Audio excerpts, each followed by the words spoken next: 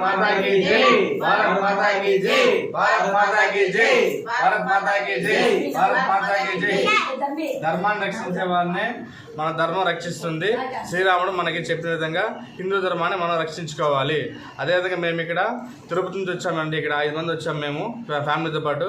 ఇక్కడ మేము హిందూ ధర్మం ఆశ్రమంలో వచ్చి మేము ఇక్కడ ఫ్రీగా ఉచిత బస అదేవిధంగా ఫుడ్ అన్నీ మాకు ఫ్రీగా అరేంజ్ చేశారు.